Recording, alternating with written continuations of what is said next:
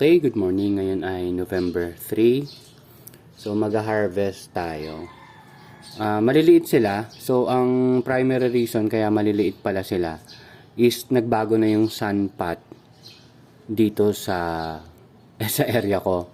So, natatakpan na ulit sila nung bubong na hindi naka-polycarbonate. So, parang ang araw lang nila, mga 3 to 4 hours lang. Pero may liwanag pa rin naman kahit natatakpan, pero hindi na siya yung direct sunlight. Kaya siguro ganito rin yung tubo niya. So, kailangan ko na naman mag-isip ng paraan kung paano ko siya ma-improve. Yung araw is kailangan medyo banda na doon talaga para kahit pa paano tumagal-tagal. Siguro umabot ng 5 to 6 hours. So, titingnan ko pa kung anong pwede kong magawa. Pero kailangan natin mag-adjust. So, sa ngayon, mag-harvest muna tayo. So, ang gagawin ko, at least 4 heads sa isang balot. Ganun na lang gagawin natin. So, ayan. So, 5 balot ang gagawin ko ngayon. Wait lang.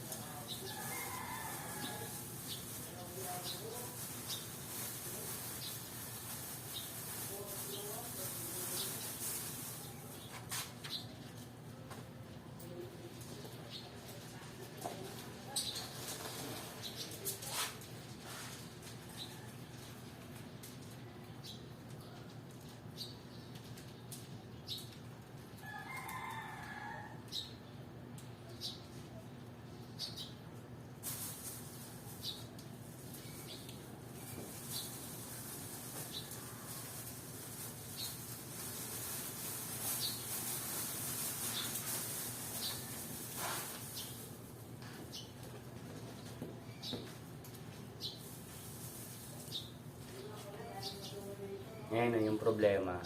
Konti yung ugat kasi hindi naman siya na-expose sa araw.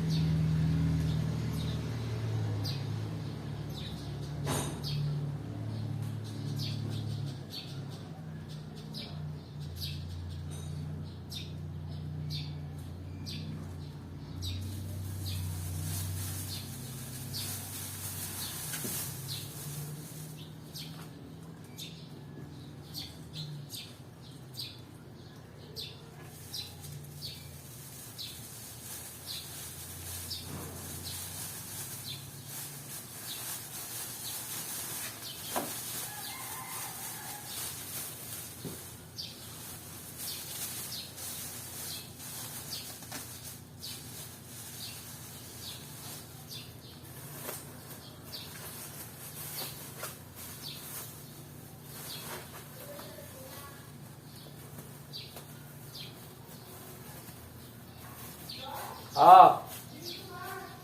Ha? Anong oras ka?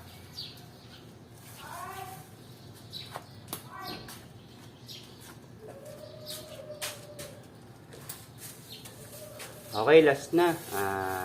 Nung parang mga 3 days ago yata, nag-harvest din ako. May video din yon. Ang nilalagay ko nun is mga 5 peraso. Kasi medyo maliliit pa talaga. Ngayon, palagay ko pwede na yung 4. Pero pinipilihan ko na siya nung malalaki. At meron din nga pala ditong may iron tsaka walang iron.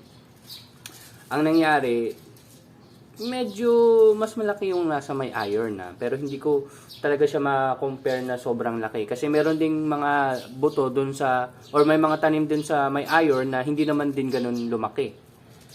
So, wala pa talaga tayong actual na yung parang magandang result in case sa comparison. Pero nagtatry-try pa rin tayo.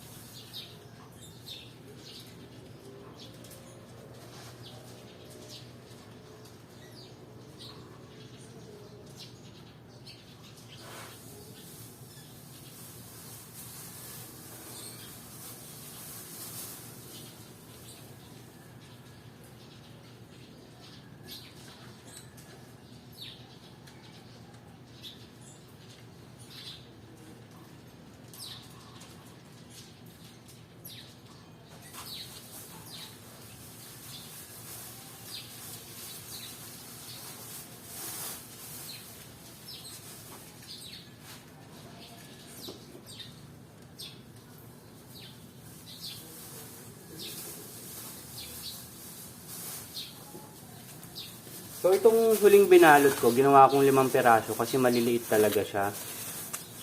So, sana makabawi sa susunod na harvest. Pero kasi yun, ang dami ng tama ng ibon. Kaya, ayun, isa pang problem ko yun.